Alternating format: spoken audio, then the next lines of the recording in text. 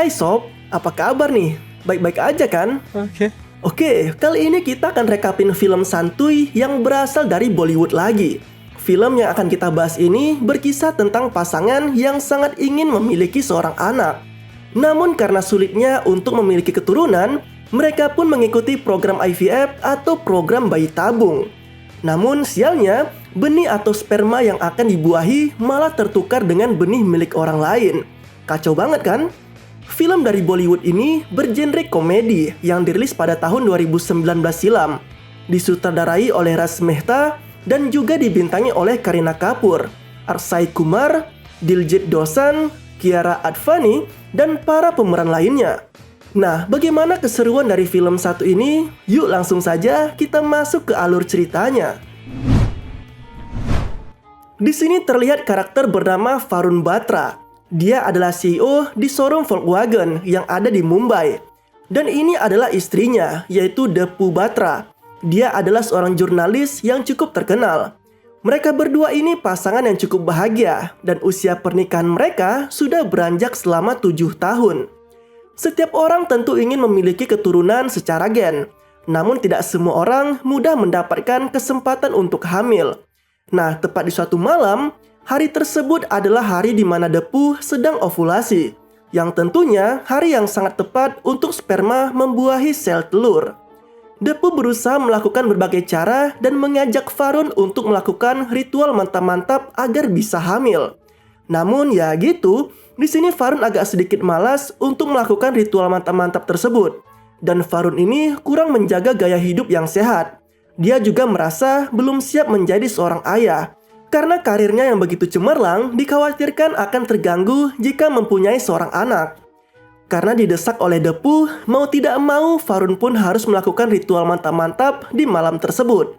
Dan mereka harus melakukannya secara intens karena Depu tidak ingin melewatkan momen kesuburannya. Setelah beberapa kali melakukan ritual tersebut, di satu kesempatan karena sudah lelah, Varun pun berpura-pura telah ejakulasi. Dan di sini Depu dengan begitu riang mengangkat kakinya lagi agar benih yang disemprotkan Varun ke rahimnya tidak tumpah. Varun pun berkata yang sebenarnya kepada Depu kalau dia hanya berpura-pura telah klimaks. Dan di sini Depu sangat marah kepada Varun yang mengakibatkan Varun harus tidur di luar. Keesokan harinya mereka akan pergi ke Delhi untuk menghadiri acara pernikahan saudara mereka. Dalam perjalanan ini, Varun agak sadar bahwa masa-masa ovulasi adalah momen yang sangat penting jika ingin memiliki anak. Karena tidak ingin melewatkan momen tersebut, terpaksa Varun dan Depu melakukan ritual mantap-mantap di dalam toilet pesawat. Nah, ketika mereka telah sampai di acara pernikahan, sangat banyak yang bertanya kepada mereka tentang kapan memiliki seorang anak. Tentunya mereka berdua sangat pusing jika harus ditanya hal seperti itu secara terus-menerus. Varun pun menerima saran dari saudara perempuannya, yaitu Rika, dan saudara iparnya, yaitu Vivek, untuk bertemu dokter spesialis terkenal, yaitu Dr. Anand dan Dr. Joshi. Dia menyarankan mereka mengikuti program IVF, semacam program bayi tabung. Teknik untuk kesuburan yang mungkin akan meningkatkan peluang mereka untuk memiliki anak. Awalnya sih Varun menolak dari saran itu. Namun setelah dirayu oleh istrinya, akhirnya Varun pun mau melakukan program tersebut. Mereka pun mendaftar dan mengikuti saran dokter. Di sini Varun akan menyerahkan sampel spermanya agar nantinya dapat disatukan dengan sel telur milik Depu. Di ruangan ini ada berbagai majalah dan DVD mantap-mantap agar Varun bisa mengeluarkan benihnya. Namun dengan tidak ada akhlak, Varun lebih memilih membayangkan Dr. Joshi agar dirinya bisa mengeluarkan benih tersebut.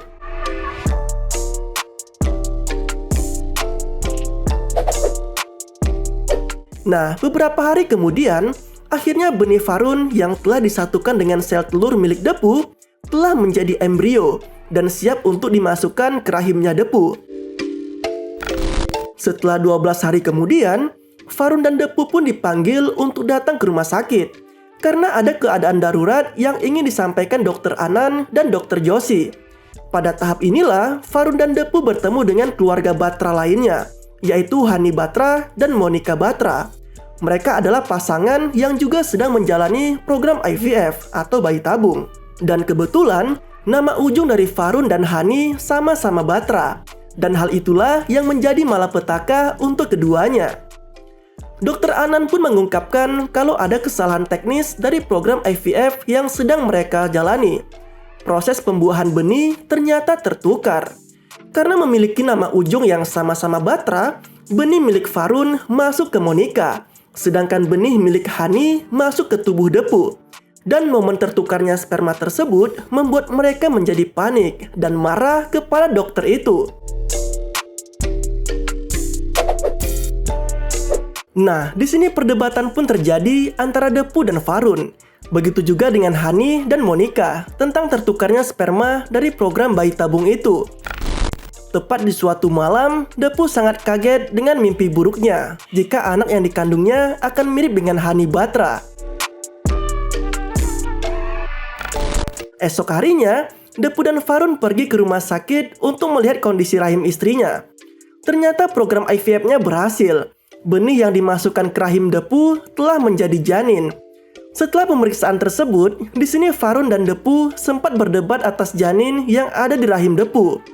Karena bayang-bayang buruk dan tidak ingin bayi yang dikandung istrinya adalah benih milik orang lain, membuat Varun harus mengambil tindakan yaitu aborsi. Konflik serupa juga terjadi antara Hani dan juga Monica, ketika Monica juga dinyatakan hamil. Di malam harinya, Hani memutuskan menelpon Varun untuk memastikan kandungan Depu dalam kondisi yang baik, karena benih yang ada di istri Varun adalah benih darinya. Di sini Varun tidak suka dari pernyataan Hani, karena janin yang tumbuh di rahim istrinya adalah benih milik Hani. Varun berkata kasar kepada Hani dan berencana akan menggagalkan proses bayi tabungnya. Mendengar hal itu, membuat Hani bertekad ingin pindah ke apartemen dekat dengan milik Varun, agar bisa memantau keadaan janin yang dikandung oleh Depu. Tepat di hari Varun dan Depu akan menggugurkan bayi yang dikandungnya, di sini dokter memperlihatkan kondisi bayi yang sangat sehat kepada Depu dan jantung bayi yang telah berdetak. Karena melihat kondisi tersebut, Depu akhirnya tidak tega menghabisi janin yang tidak bersalah itu. Depu pun berkata ia tidak ada hak untuk membunuh makhluk yang baru saja menghuni rahimnya. Ia pun berkata kepada dokter bahwa ia ingin proses kehamilannya berjalan dengan lancar. Keesokan harinya, Hani dan Monica mendatangi apartemen milik Varun dan Depu. Di sini niat Hani hanya ingin memastikan kondisi kehamilan yang dikandung Depu dalam keadaan yang baik-baik saja. Namun kehadiran Hani dan Monica ternyata tidak mendapatkan sambutan yang baik dari Varun. Begitu juga dengan Depu. Akhirnya, Hani dan Monica pun diusir dari rumah itu. Di sini Hani dan Monica benar-benar akan pindah tepat di atas apartemen milik Varun. Dan hal tersebut membuat Varun dan Depu benar-benar sangat stres. Karena orang yang tidak mereka sukai akan masuk ke dalam kehidupan mereka. Seiring berjalannya waktu dengan perkembangan usia kandungan, Varun dan Depu merasa tidak nyaman terhadap kehadiran Hani dan Monica, terutama pada 6 bulan pertama usia kehamilan. Mereka begitu amat sangat terganggu dengan kehadiran mereka berdua. Hal tersebut mencapai titik di mana mereka akhirnya saling membenci dengan kontrak satu sama lain yang mereka buat atas anak-anak yang sedang dikandung. Namun akhirnya kontrak itu tidak disepakati dari keduanya.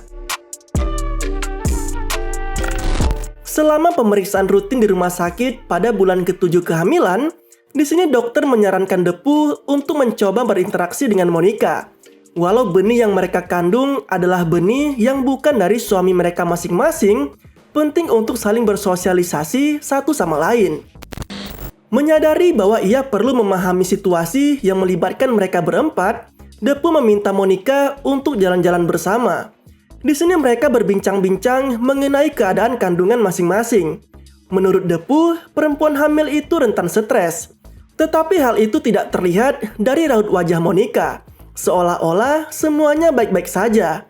Namun, jauh di dalam lubuk hatinya, ternyata Monica mengakui ia jauh lebih stres dari apa yang ia rasakan. Karena ia sendirian di apartemen dan tidak melakukan aktivitas yang berarti. Belum lagi kurangnya perhatian dari suaminya. Malah suaminya, yaitu Hani, lebih mengkhawatirkan kondisi kandungan Depu. Di sini Depu menaruh rasa simpati kepada Monica ketika tahu bagaimana perjuangan Monica selama 6 tahun untuk bisa memiliki seorang anak dari darah dagingnya sendiri, dan pernah 2 kali mengalami keguguran. Dari nongkrong bersama itulah akhirnya Depu dan Monica memiliki hubungan yang baik. Sementara itu, karena lelah dengan pertikaian yang terjadi, akhirnya Farun dan Hani pun nongkrong bersama di sebuah bar. Mereka sempat berdamai sejenak, sampai akhirnya Hani menyatakan keprihatinan atas komitmen pekerjaan Depu, yang menurutnya akan berdampak negatif pada pertumbuhan anak di dalam kandungan. Farun pun marah kepada Hani. Pertengkaran antara keduanya pun terjadi, hingga titik di mana Farun meninggalkan Hani di kafe tersebut. Di sini manajer kafe berusaha untuk mengusir Hani, namun dia menolak, dan akhirnya Hani pun ditangkap oleh polisi. Di malam itu, Monica menggedor pintu apartemen milik Farun dan Depu. Ia merasakan mulas yang tidak tertahankan. Di sini, Farun mulai mengeluarkan sisi kemanusiaannya. Walaupun ia sangat jengkel dengan suami Monica, yaitu Hani, di kondisi ini dia tidak menyangkut pautkan hal tersebut. Keselamatan nyawa Monica dan anaknya jauh lebih berharga, dengan berharap semuanya selamat dan baik-baik saja. Monica juga ditemani oleh Depu. Setelah sampai di rumah sakit, ternyata Monica harus melahirkan anaknya dengan prematur, tepat di kondisi kandungannya yang baru berusia 7 bulan. Karena memiliki riwayat keguguran, hal tersebut pun harus terjadi kembali. Tak lama setelah persalinan berhasil, secara mengejutkan bayi dipindahkan ke ruangan ICU. Dokter mengungkapkan kepada Farun bahwa bayi itu dalam kondisi yang sangat memprihatinkan. Karena terlahir prematur, membuat bayi tersebut mengalami gangguan pernapasan yang sangat serius, dan kemungkinan bayi itu akan selamat sangat-sangat kecil. Mendengar kabar itu, Farun pun menjadi sangat iba dan sedih dengan Monica, terutama kondisi bayi yang merupakan benih dari dirinya. Menyadari bahwa ia juga bertanggung jawab untuk bayi itu, Farun pun mulai menangis dan begitu amat sangat sedih. Tak lama dari itu, Hani pun tiba di rumah sakit setelah dibebaskan oleh polisi. Dia melihat kondisi bayinya yang sangat memprihatinkan. Di sini Hani juga menyemangati istrinya dan berharap bayi mereka dapat selamat dalam kondisi kritis tersebut. Ketika Farun pulang ke rumah, dia mulai sadar bahwa kondisi kesehatan janin yang ada di rahim istrinya begitu sangat penting, terlepas dari siapa benih yang ada di kandungan tersebut. Dia pun menangis dan menyadari kesalahannya kepada Depu selama ini. Karena awalnya Farun tidak memperdulikan janin yang ada di kandungan Depu. Selama hampir beberapa minggu, kedua pasangan berdoa untuk kesembuhan bayi itu. Dan di sini Monica juga dirawat oleh Depu. Hari pun berganti hari. Doa demi doa pun mereka panjatkan untuk kesembuhan bayi itu. Dan akhirnya bayi itu selamat dari gangguan pernapasan setelah operasi dan perawatan yang cukup lama. Di sini baik Farun dan juga Hani, kedua pasangan ini sangat bahagia atas kesembuhan dari bayi tersebut.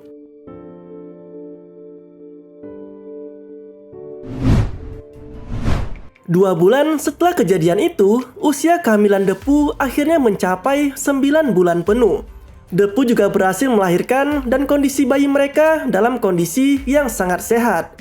Di sini Farun telah berdamai dengan keadaan. Dia pun mengundang Hani dan juga Monica untuk melihat bayi mereka. Terlihat dua pasangan yang sangat bahagia. Bayi milik Hani sekarang dalam kondisi yang sangat sehat. Begitu juga bayi milik Farun. Walau secara medis bayi mereka adalah hasil dari benih yang tertukar, namun di sini mereka akhirnya berdamai dengan keadaan tersebut. Dan film pun berakhir dengan bahagia. Nah, itu tadi adalah rekap dari film yang berjudul Good News. Dari segi alur cerita, film ini menarik untuk ditonton. Dan cukup direkomendasikan buat kalian tonton juga film ini secara langsung. Jadi buat kalian yang suka dengan alur cerita di film ini, tinggalkan juga pendapat kalian di kolom komentar ya. Lebih dan kurangnya mohon maaf. Dan sampai jumpa pada video selanjutnya.